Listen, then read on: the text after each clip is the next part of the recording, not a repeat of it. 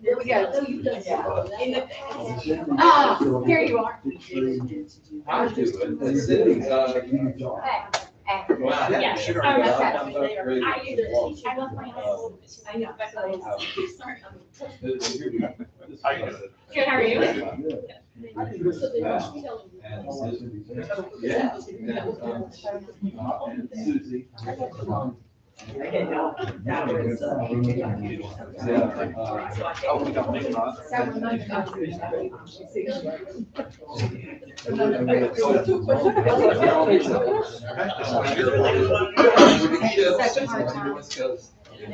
Yeah. She told me sometimes she'd been up here. You get very. All right, I guess it's round 3. We'll go ahead and get started. I appreciate all of y'all being here. This something we did last year during Giving Day. OB and Clay Dotson did it with us. We had a good time. Since it was still dealing with COVID, we did it just on Zoom, and we did it in our the Sharp conference room, and had a lot of good back and forth with the alumni who were on the call. We've had questions already sent in to us that we're going to ask. Of course, y'all are allowed. You can ask anything, and then if somebody wants to ask a question who's watching it on this YouTube feed, Caroline's monitoring that, and she can ask us the question. So first of all, I'll just go down the line here. I'll let y'all tell us your name, if nobody knows that by now. How long you were at Young Harris, if you can count that high. Do you have an hour? I'm O.V. Lewis, and I came here in 1952 from the Savannah area. And I was teaching at that time in Wayne County, in Jessup, Georgia. And the phone rang one day, and it was Dr. Andrews. And he said, "Would you like to come to Young Harris?" I said, "Will you tell me where it is?" And so he told me, he said, I didn't know that Georgia had mountains. So we were going to my folks, my grandparents were called, in Charlotte. So we'd go through the Augusta area. We never did come in this area. I had never been north of Atlanta. And so anyway, this was in the spring term of the year. And so I said, "I'd like to come up, and check it out." But funniest thing happened. Just the weekend before that, I had been down to the beach in St. Simon's because Jekyll had not opened at that time. And I came home with the measles. And so my visit was postponed. And so when I came up, I couldn't drive, so I had to take the bus. Oh, no. It took me 3 days to get to Young Harris. I had to go to Dublin and then Macon, spend the night in Atlanta because the bus only ran one time a week. And that was on Friday. And then came back on the weekend. So I got there on Wednesday and had to wait over, till I got here and coming around the mountain. I said to myself, "You're not going home anymore. This is where you belong." And I feel that until this day. And I really enjoyed it. But the college was interesting. I had been working in part-time with the new industry in Jessup, the pulp mill that just opened there, training employees in the offices. And and I liked that very much. I had to hated to have to give that up. But it wasn't but just a short time after that, that there was a man on our board who had, from Tacoma, and he had a loan business over there. And so he asked me if I would be interested in training his employees. And man, I like that, because I had to do it on the weekend, of course. But anyway, I have loved Young Harris from the first day I came. And the classes have been just remarkable. The people that I have met, the students, are now some of my best friends. There's a guy by the name of Huckabee. Some of you may have known him. He lived in Monjay when I I forgot to tell you. We had the only places in the area to live in with the dormitories. There was nothing in the area. So I had to stay in the dormitory as a director. And so Hank was one of my directors, and I like that. But anyway, I don't know how to answer, to continue unless you ask me some questions specifically. And we will do that here. Let's go through the line here real fast, let everybody introduce themselves, and then we'll get into the questions. Hi, I'm Louisa Franklin, and I was born after Obie Lewis came to Young Harris, and I consider myself to be pretty old. So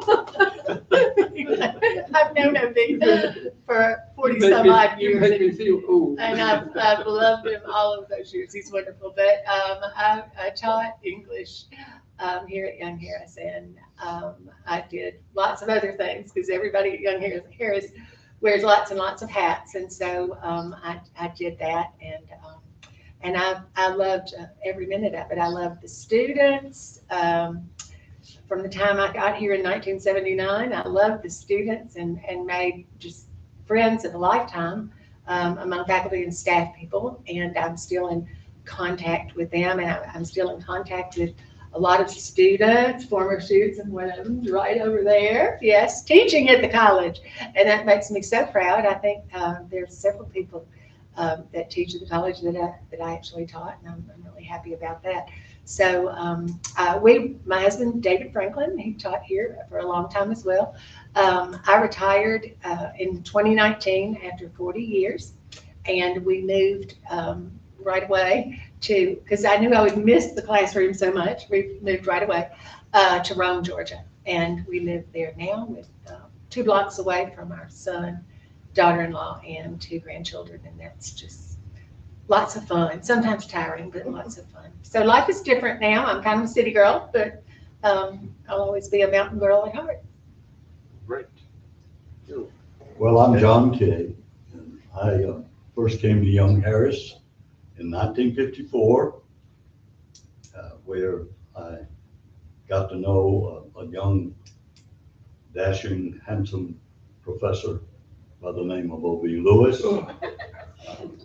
Fortunately, he never took my class. I was just about to say, Obie, that fortunately I was an English major, so I avoided what would have been a disastrous situation for me, at least, for you too. So I was here for 2 years, graduating in the class of 1956. But then I returned to Young Harris in 1967 as pastor at Sharp Memorial Church, where I served for 13 years. At the same time, I was teaching a 2/3 load in the college, in the religion department, and philosophy, of course, and also serving as director of religious life, we called it in those days. Today, we call it campus ministry, which is in effect what it was. So I've been living in Young Harris now for, if my math is right, 55 years. And it's been wonderful, of course. This is my alma mater. This is a place where I, as others have indicated, met many wonderful friends. Some of them are actually students that I taught. And so it's been a great run. And I count myself fortunate to still live here right across from Cupid Falls. Thank you, sir. And up from the Beetle Lab. And up from the I'm Paul Arnold. I've been here, I think, about 35 years. Came in 1987, so I'm still here. And in the biology department. One of my favorite memories was co-teaching an English class with Louisa Franklin. Right, And it's a good one. You told English? well, she taught English. Oh, okay. I just kind of nodded my head. Yeah, that's great. That's great. But anyway, it was fun because it involved biological writings, Stephen Jay Gould, E.O. Wilson. Yeah, Wilson, yeah. And so I've got really good memories of all three of these people here. And OV, how he would scowl at me when I bring the grades in the registrar's office. Or if I happened to go into his classroom in Maxwell Center at the time, he didn't want to touch those desks. So but I love him to death. He's a great fella. And also Louisa, of course, and John. Yeah, you definitely are good friends. With friends like that, who needs enemies? No. I have a confession to make. I have a class here in this building. And so I would pass in this building, in the center here. And I passed by his classroom on my way to my room. This man is one of the best orators I have never heard in my life. I would come early so I could get some of his lecture. He's amazing. And I wonder, he might have thought I was just peeping in to count the students, but I was listening to him. But I didn't remember many of the names that he was talking about once they got beyond 4 letters. But I did not to hear about. Well, great. We got a lot of years up here then, for certain. And of course, I've known all of these. Of course, these 3 older ones have been here the longest. Older ones. I know, I'm old too. So if I'm old, yes, then you're a little bit older. But is the door not opening? Oh, okay. But no, y'all are great. I've known you basically my whole life. Paul, but Paul, you got here in 87, and then I was in school here. I started in 86. So yeah, you came my second when I was here 2 years. So I've known you a long time too. And we appreciate y'all being here. We can start out with, does any of you have any questions for anybody up here?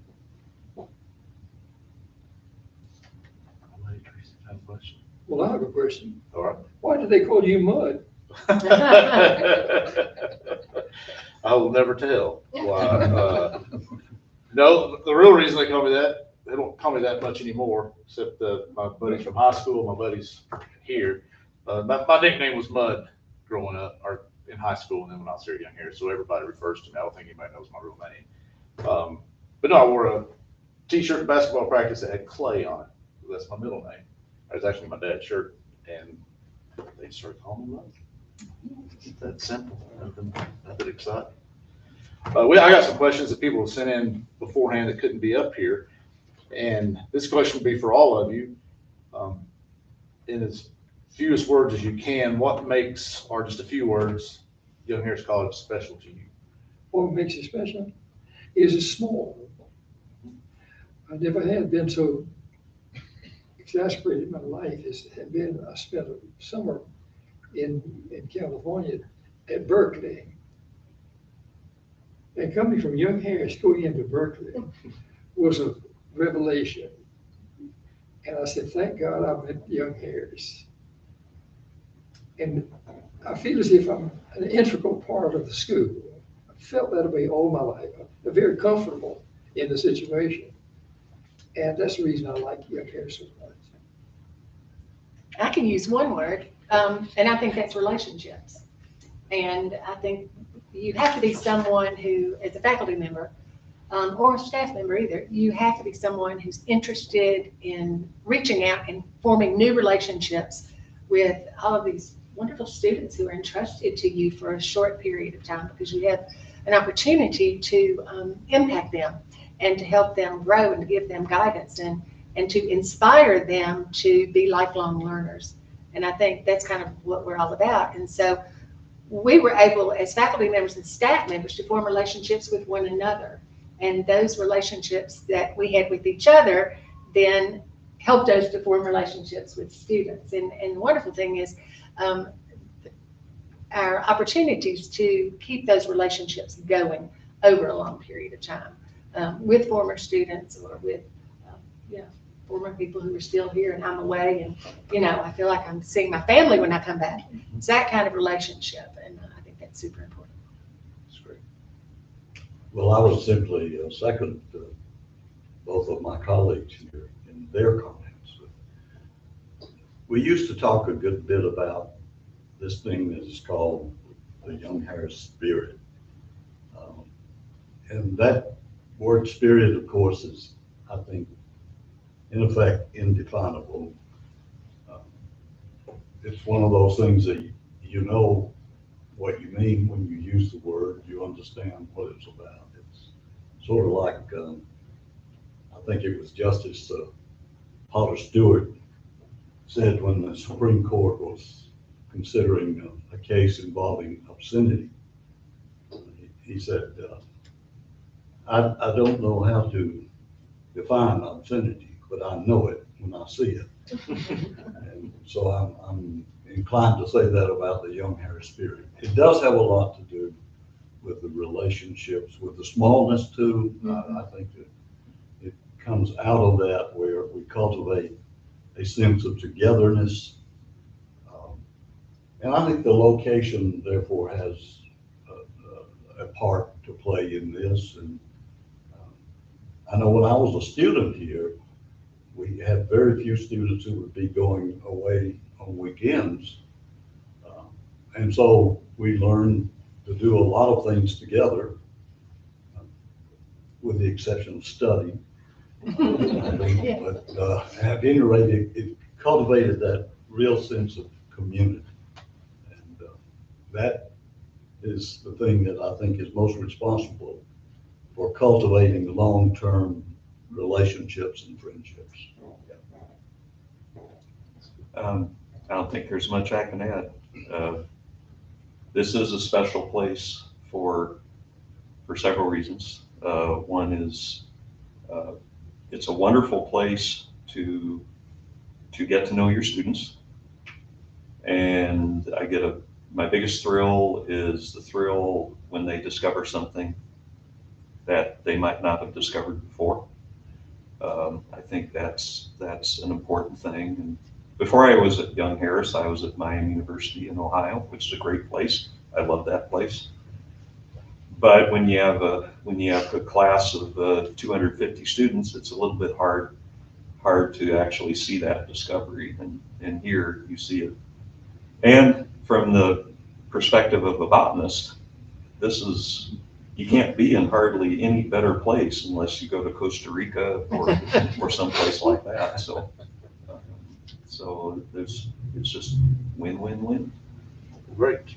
And Paul, I'll stay with you. Somebody wanted to know from you, how many years have you hosted or put that Bee Academy on? And how many times have you been stung over the years? Well, the first is easy to answer. So, the Young Harris Institute, we've been doing that since the early 90s. So it would be this year, actually, we're claiming that it's our 30th year. Yeah, that's great. So this will be a very special year for the Institute. We claim that because we got robbed a couple of years lately. But But yes, we've been doing it for a very, very long time. And of course, I've been doing it in conjunction with one of my best friends, Keith Delaplane at the University of Georgia. And we both thought that this is an ideal place to have that, that institute. And this is a great place to have these. And to answer the second question, I have no earthly idea how many times that has happened. I imagine thousands. That's all I can imagine. And what's the dates for it this year? Oh, this year it is going to be the May 20th. I think somebody in the audience may know exactly when it is. But 18th, 19th, 20th. Starts on Wednesday and goes through Saturday. It'll be I do know this, it's 2 weeks after graduation. Okay. How many, do you have a lot of people already signed up to come or registered? Well, we haven't opened registration yet until we usually have a big crowd here. Yeah, we'll open a registration most likely March 1st. Jennifer Berry, who is also a colleague of mine up at UGA, is working on finalizing the program, so we'll and when we do that, we usually open up registration on May 1st, which registration can be found at the University of Georgia Honeybee Lab website. Well, great. This question here is for all of you. Somebody asked, what inspired you to become a teacher? Well, I've always been a teacher. There are 14 people in my immediate family who are teachers or connected with schools. So I had no choice, really. My mother was born in 1900, and she entered college in 14 years later, and she graduated in 2 years later because the schools at that time had only 2 years. They were land-grant colleges. She was the youngest teacher ever to be certified in the state of Georgia, probably still is. And so it was not a choice. I always wanted to be a teacher. I'll tell you something that I don't know how you really take this, but I got all the courses necessary to take the examination for certified public accountant, but I didn't take the exam. A few years later, I went to the off-campus center over here in Murphy and was going to do get my license in real estate. I didn't take the exam. And it was so funny, I was on my way to Asheville to take the exam, and we had a big snow, and I couldn't go across the mountain, so I had to turn around and come back, and I never did go back. I really am glad that I did, because if I had done that, I probably would have gotten out of teaching. And I made the right choice. It was not money that's the reason I stayed in education, I assure you. Okay. I did not ever want to be a teacher. I went to college, I majored in English. My mother said, "What are you going to do when you graduate?" And I said, "I don't know, something wonderful." I had no idea what it was going to be. Yeah, travel.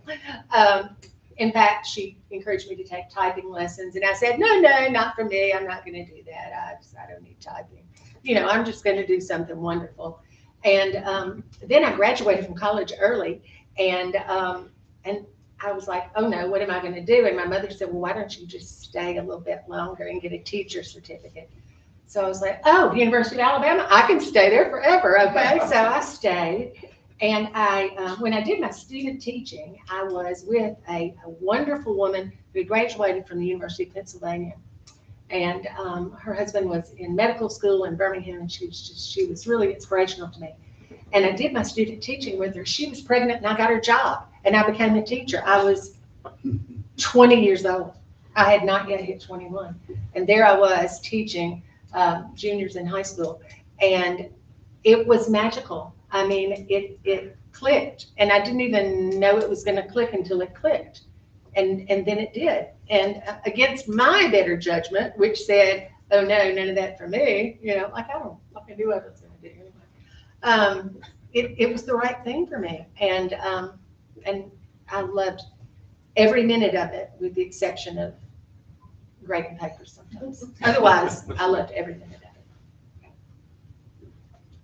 Well, when I was in high school, contemplating my future, I considered several different occupations, vocations.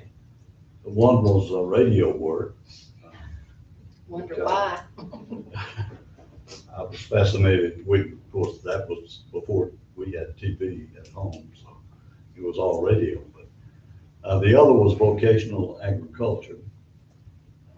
And I sometimes almost regret that I didn't go into that field, because I do love all of that. But then I felt the call to be a minister. So that settled that. I came to Young Harris and began my studies to be a minister, as a pre-ministerial student. I was majoring in English, and after finishing Young Harris, I transferred to LaGrange College, where I continued that major. And the principal professor in English then was a dear lady, Dr. Jenny Lee Epps. And I really liked her, and I did well in all the English classes. And she had a little garden there, and by one of the classroom buildings.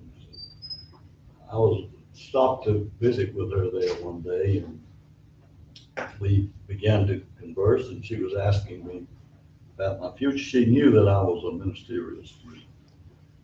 She said, well, Mr. K, I wonder if you would consider teaching. She said, you know, I really think you could have a lot more influence as a teacher than a preacher. Put down a lot, but anyway.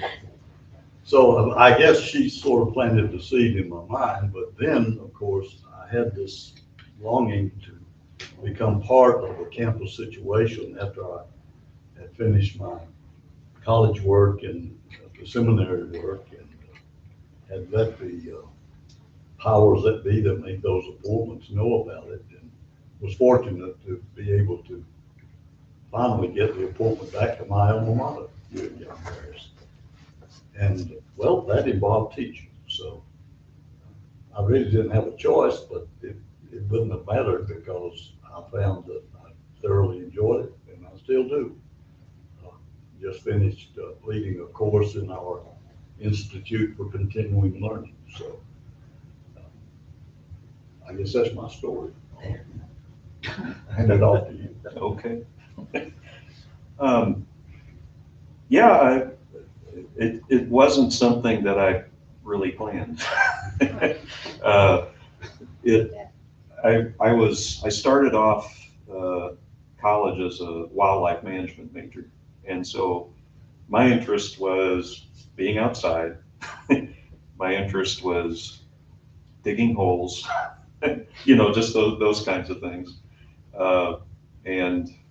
And I didn't really think that I would ever teach. I've always been quite an introvert, so that, you know, that idea was always uncomfortable to me. But I needed money.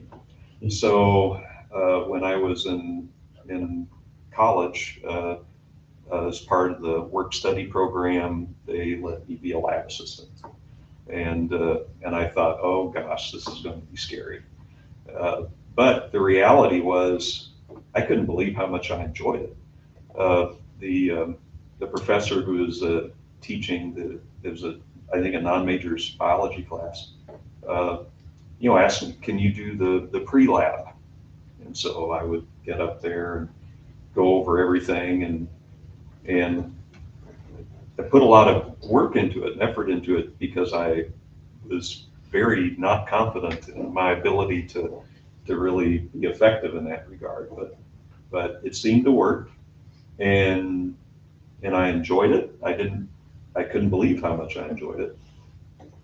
And then when I went to graduate school, of course, my main focus was research initially.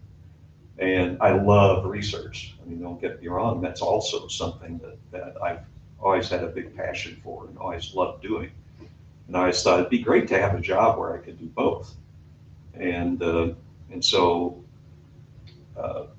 by the time I finished graduate school, I had actually been in charge of several courses in my PhD program. So I taught big lecture halls full of students and things like that, and I enjoyed that aspect of it, but I didn't enjoy the size. And I think the other thing that hooked me into teaching was the impact that my mentors had on me. I went to a small liberal arts college initially, about the size of Young Harris. And that particular college, there were a couple of people in the biology department. Well, and that was it, just a couple of people in the biology department.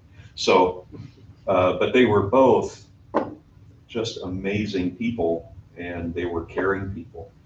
And they, you know, I didn't catch on being a pretty good student in the beginning. It didn't come naturally to me, because I really went through a vocational education program when I was in college and not necessarily a college prep program. So I had to take a lot of things that a lot of my cohort students had already had.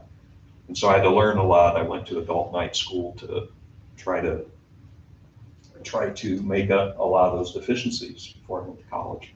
And so, but when they would find me struggling, they would kind of take me aside and say, hey, we probably need to talk. And just that impact that they had on me, and giving me the love of the area that I was interested in, my perspective changed. And by the time I got out of graduate school, I said, I want to go back to teaching, and I want to kind of be like those folks. I don't think I could be exactly like those folks, but I like the idea of making an impact on people like these folks made an impact on me. So. Okay, well, great. Well, I know that all of y'all have done such a great job. One of the benefits of my position here is I get to get out and speak to all the alums, and they always ask about all of you and just make great comments of how much y'all had an impact on their life. And so I thank you on behalf of all of them and all the students who went through the doors and had the privilege of you teaching them, not only the subject, but I think, like you said, everything was so small that you got to know the student real well, and y'all made a great impact on people just in their life, not necessarily just their educational part, but just life in general. So I know everybody here probably agrees with me on that. Thank y'all for that. Well, sometimes it's good and sometimes it's bad. We didn't have anybody say anything good about you. The most frequent dream I have is teaching. Oh, nightmare. Nightmare. I walk into a classroom, I'm supposed to be giving an exam, but I forgot to make it out. Yeah, terrible stuff like that. Well, They haunt me. That's better than walking in and forgetting. it's just amazing. Well, in my dreams, I'm a little peculiar anyway, and I like I'd like to know where I'm going in a situation. But if I'm dreaming, it always winds up something that I didn't plan. For example, I had this student in class by the name of Tim Fercher. He's one of the finest men I've ever known, next to Hank Huckabee. Smart. Well, what was I going to say? But the thing that I was trying to get across is the challenge that they give you. You've got very energetic people on one hand, and then you've got the others who are not quite so energetic. And you've got situations that come in the class that causes you to have to change just a reading lecture. You have to adjust it to the class style. And you'd be surprised how much you can change a person simply by looking at them or walking around the classroom. They don't sleep in your class. And I like it very much. But there's a boy in my class, Tim, by the name of Tim Fercher. His father was head of the economics department, the management department at Georgia State. He's probably the most intelligent student I've ever had. And they got to the point in accounting, in the cost accounting in the advanced class, you've got to do interpretations rather than just record things. And so I would ask him on an exam in which they've done a problem, I'd ask questions to make them think a little bit, to apply it. And this boy made a mistake. He misspelled corporation. Instead of corporation, he said cooperation. And I took a point off of his score. Did you know to this day he has remembered that? And in my dream, here I am in the second room where the president is now, right next to him down in that area. I was teaching a class in my dream, and it has two doors. And I'm into an area that is on bonds, and bonds are terrible for accounting people. And I was just getting to the point that I was going, they're going to learn it or else. And somebody stuck his head in the back door and said, "Are you still stealing points from students?"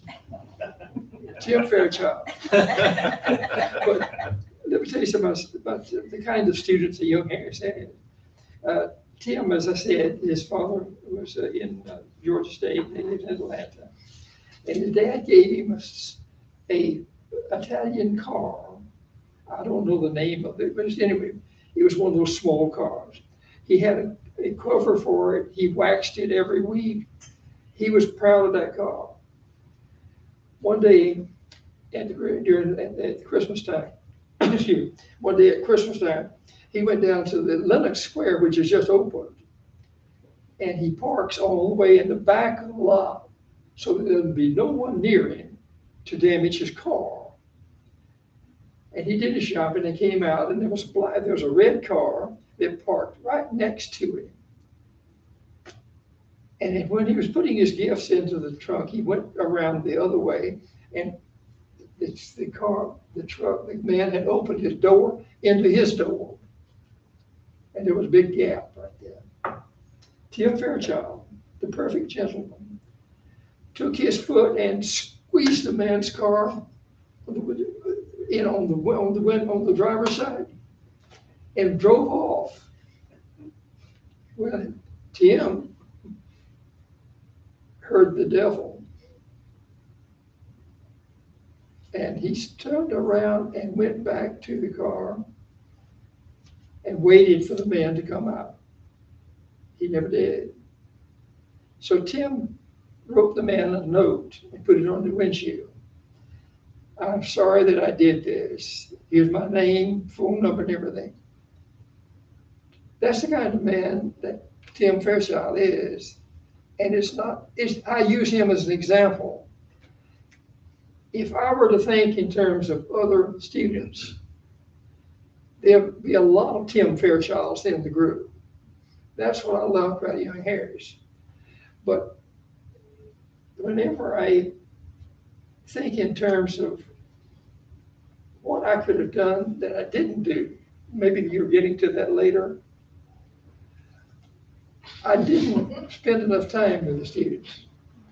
I was registrar, full-time, and taught accounting. And no secretaries until one came up and didn't have anything else to do. And so I didn't have enough time to work with the people who were not Tim Fairchild's. And to this day, I simply regret not having more time to work with students. I gave a lot of bad grades because they didn't master the accounting to the level that I wanted them to do. I didn't feel comfortable to give them grades. I never did true false questions and that kind of rot that they do now. They had to work the problems, but it requires a lot of effort. And I didn't have the time to teach those people, and they failed the class. And some of them even changed and went into athletics. And that's one of the biggest problems in my class. And I dream about all this. I hope sometimes that I can lose my memory so that I can get a night's sleep. You do have a good memory, that's for sure. You're always asking me questions about people, and that takes me, I can't remember anything. So that's bad when I have to call you or Dad and ask about the alum that I can't remember. Sticking on the subject of students, someone asked, which student has surprised you the most in terms of how successful they have become? You might have, when they were here, you probably maybe thought they would have. I wish he had stayed at the prison. I was teaching stenography when I first came here. And I had some excellent students. But one of the people came who in my class with only one arm to learn typewriting. So there's a unique procedure of introducing the various keys for them to master, to get the whole use of the whole keyboard. I had to design a program for this child. And she went on and became a secretary. And I was so happy with her. But it was a challenge. Well, I find it kind of hard because it depends on how you measure success, I guess. It does. So I never taught a current or former president of the United States or governor of Georgia or anything like that. But I do remember very early on in my teaching, I had a student who received one of those really famous letters that young Harris used to send. You have X number of chances out of 100 of making a C or better as a student here. We've sent them out for years. You literally say. They had some mathematical formula they figured out. And he had gotten a letter that said, you have a 10% chance of making a C at Young Harris. And he was in my class, and he came to me, it was a composition class, came to me and said, I'm really concerned because I got this letter, and it really frightened me. And he said, I know I've never been a strong student, but I was hoping I could turn it around. And I said, well, those letters are usually wrong. They just do that to scare you. And so, which wasn't true, but it made it. So anyway, he studied in my class, and he was a miserable writer.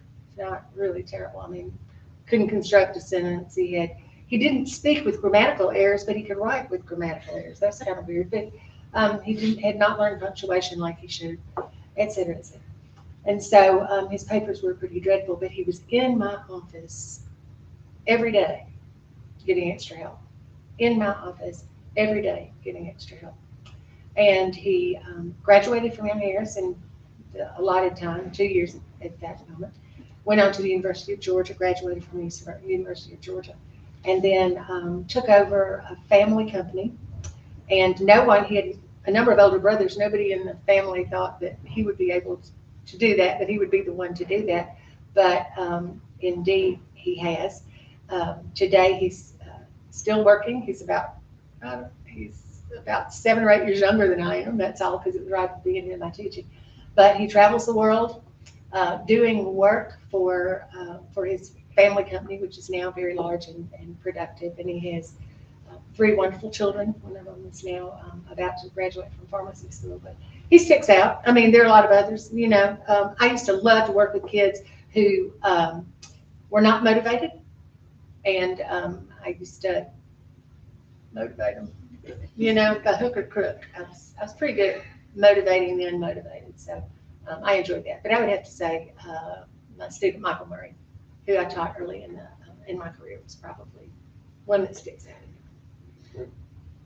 Well, I thought for a moment you were talking about Dorsey Grice. Oh my goodness! Oh, he was so smart. Oh my word! Woo! Okay, I didn't. Well, he was my advisor. He was one of those that came in. So very, very low chance of even making the C grade. So but an outstanding example of someone who determined to turn things around, to use the term you used, and did just by sheer hard work and discipline. We set up a study schedule, you know, that he followed very faithfully. So he got through, and what does he do now? You know, He's at he works at United Community Bank. yeah, he has a high position in there, so he's done extremely well. But I was thinking of a student who came. She had been one of the Vietnamese boat people. She came over, and she ended up in Gainesville and had come under the I guess, sponsorship of the Bishop Bevel Jones' sister there. And this lady was the one who directed Lynn Wynn, was her name, to the college. And she was one of my advisors as well. Well, she came here and she was very deficient, of course, at that point in our language, the English language. But she had, from the very beginning, a work ethic, a study ethic, unlike any student I ever worked with. And so we had those, you know, that was during those days that Bob Nichols had us meeting with all the advisors every week. Every week, yeah. You know, we had a form. Every week. So Lynn would come in and she would just be tearful, expressing total frustration because on a particular exam she could only get a C or something like that. And that just was not satisfactory for her. So I would say to her, now listen, you're still learning the language, and I promise you that when you get to that breakthrough point, you're going to turn this around big time. So this was a freshman year. She got through the first, we were on the quarter system then, yes. Got through the first 2 quarters. Spring quarter, Lynn Wynn made the dean's list. And the next year, sophomore year, she was dean's list all the way. She transferred to the Grange College, dean's list all the way. And today she was in computer science. Today, you know, she got a great job somewhere. I've lost track of her, but she's just a lovely girl who, I don't know, I guess I've always thought that Asian students come to the task with a stronger work ethic or something. I don't know. They seem to have a greater drive. I don't mean that they're smart or anything. They just work real hard. You know, one thing I want to add real quickly, I know I'm bursting in here, but that's part of Young Harris. When he started talking about Lynn Nguyen, I knew who he was talking about before he said her name. Because when you were here, did you know her? Yes, I do. Did you know her? Okay. And when he said Dorsey Grice, I mean, you knew Dorsey Grice. I mean, everything. Tell something else about. Yeah, I mean, it's that kind of thing that makes Young Harris special. It's not just one person, it's all of us. The same person that she's talking about came from North Carolina.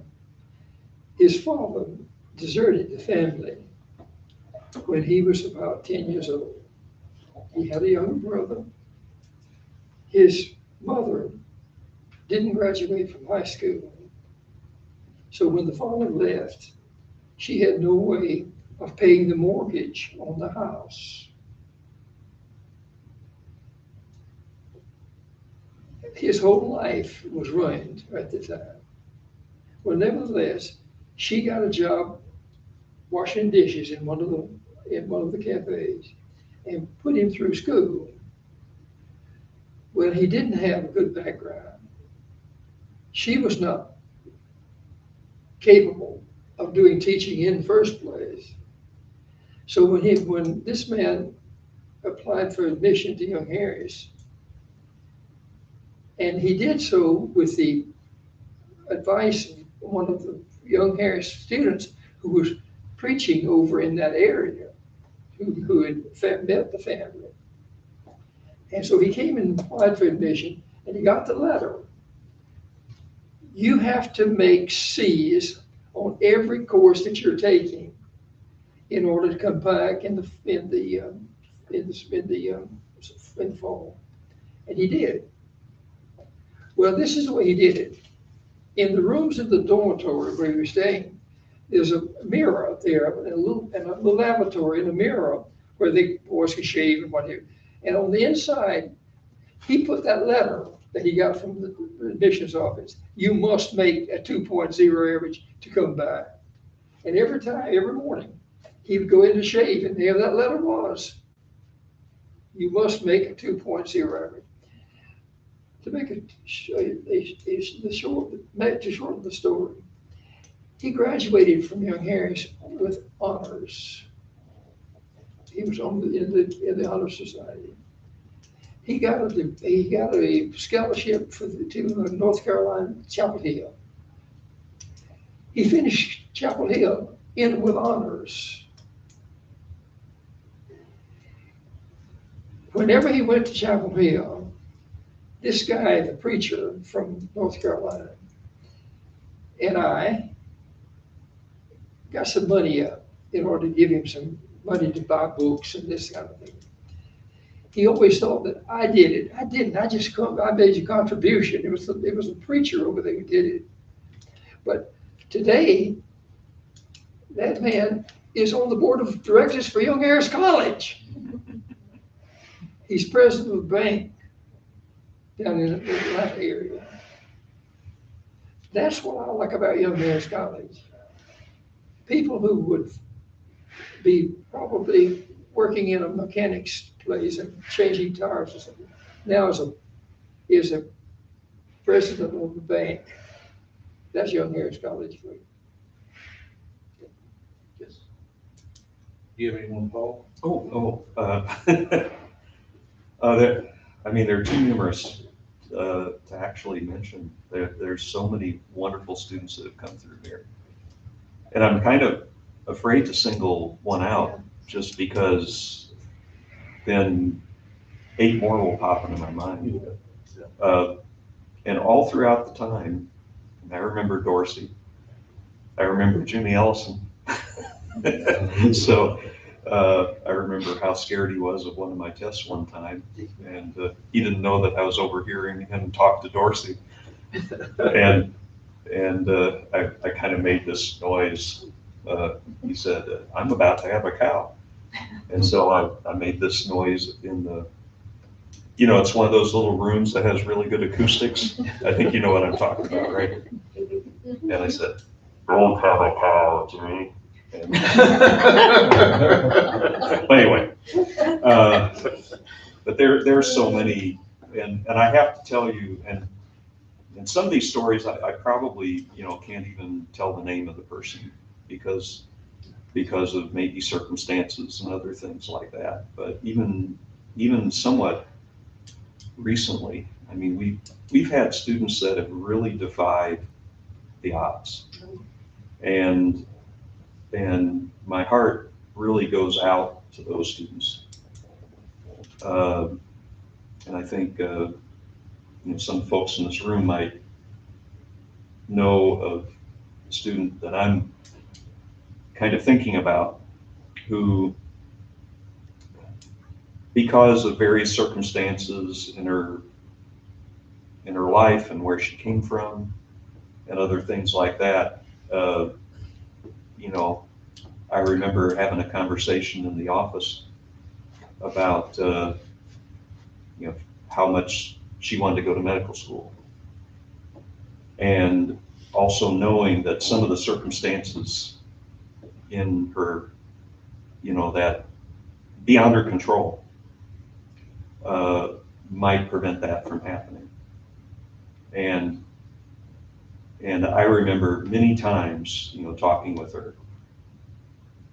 I think you know who I'm talking about. I think I do too. And she is in medical school, in a fantastic medical school. I mean, and of course she did a lot of hard work to get to where she was going. She presented at meetings, she took advantage of every opportunity that she could, and we were just thrilled. And I don't know if that's, you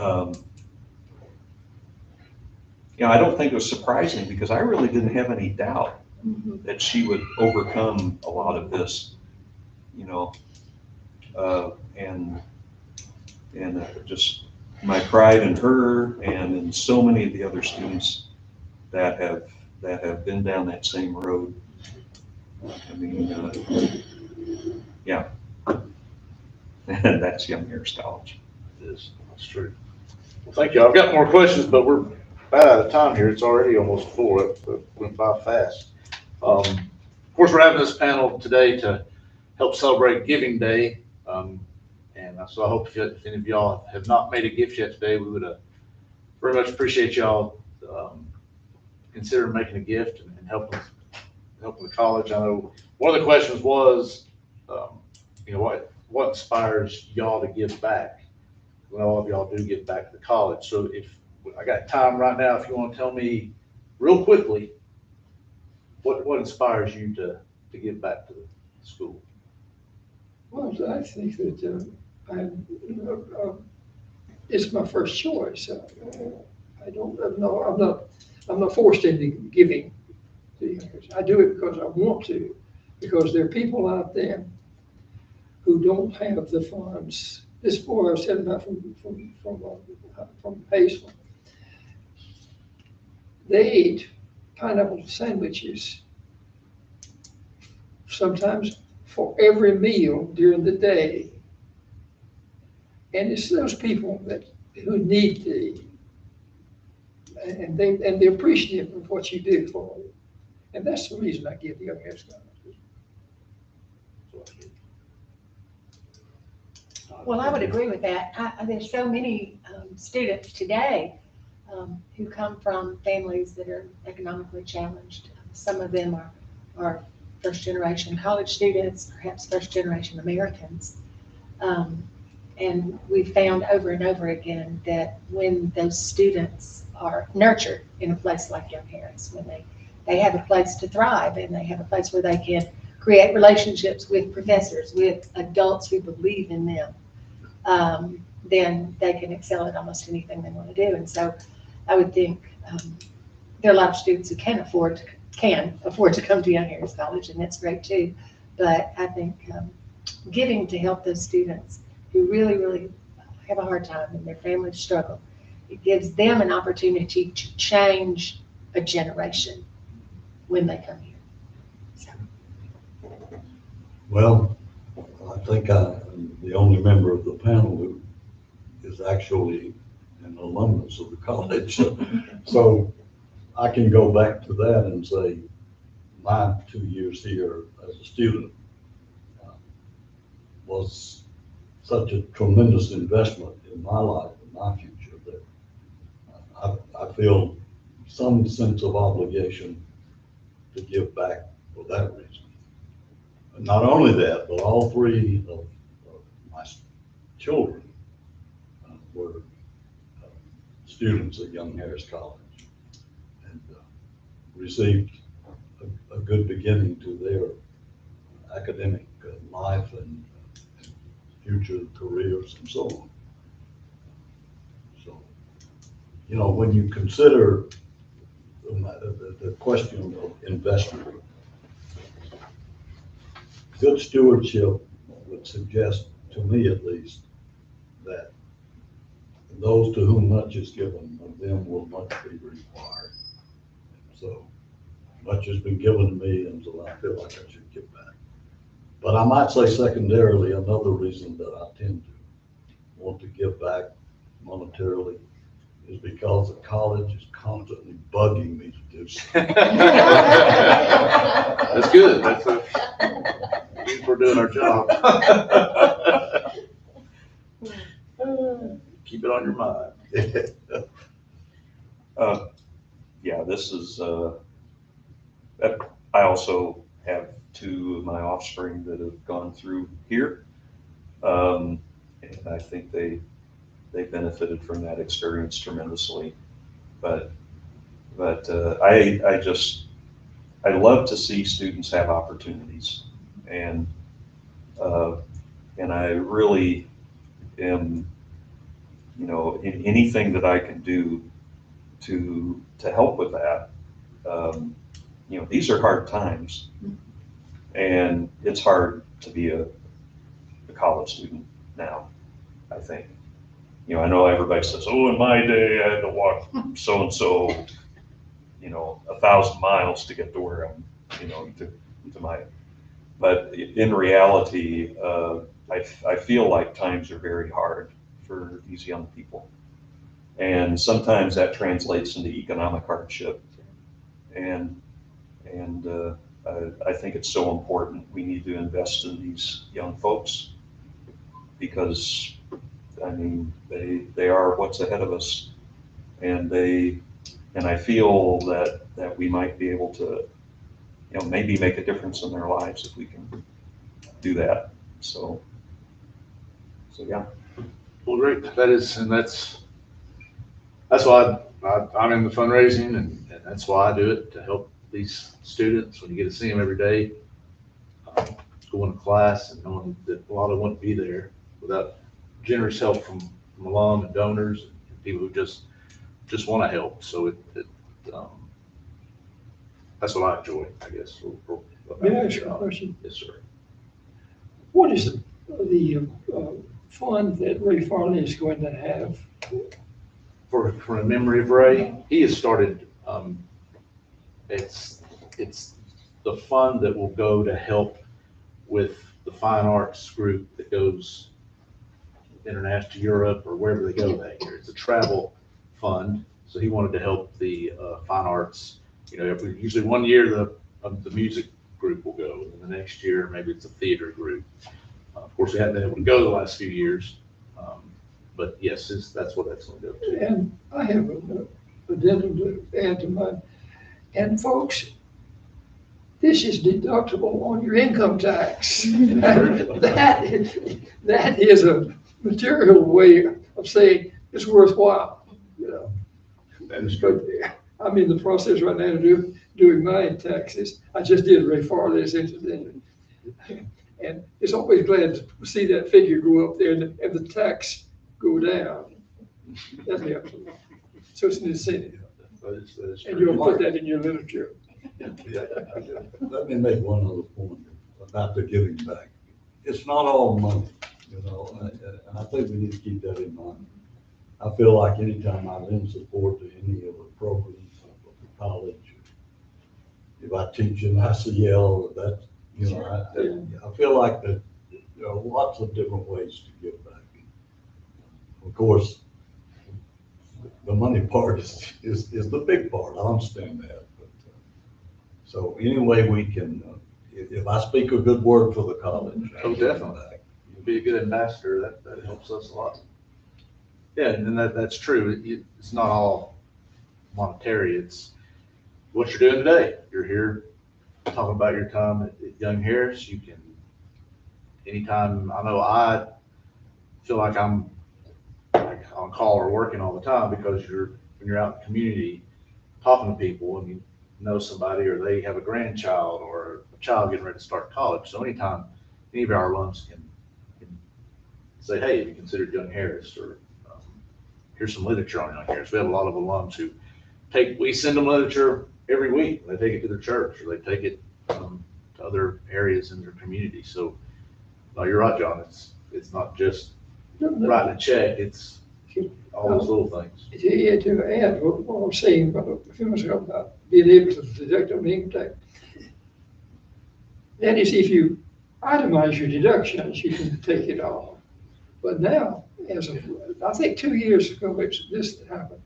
They now have given up another way in which you can deduct a contribution to charity, even if you take the standard deduction. Even if you take the standard and not itemized, you can still take $600 off to a charity. And a lot of people don't know about that. And that helps because you say, well, I don't make enough money to itemize, but you don't have to anymore. That helps. Great. Well, no, I don't want to take any more time. We've gone over our limit, but of course, I appreciate all y'all being here. Thank y'all so much. It's great to hear y'all talking and your stories of the old times. Why do you say old times? Just 91. I like jabbing you when I can there. But thank all y'all for being here. Anybody on the live feed, thank y'all for being here. And of course, you're welcome to ask these. Well, thank you for asking us. Oh, yeah. And thank you for coming. Yeah, thank y'all so much. It's always interesting to be able to say something about your hairstyle. And we can do this. Doesn't have to be Giving Day for us to do this. We can do stuff like this all the time. So they just put you on retainer. Thank y'all for being here. Thank you so much.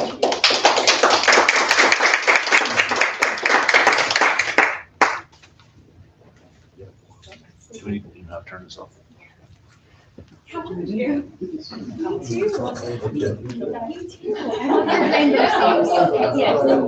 Very sad. Yeah. Arnold. It's such a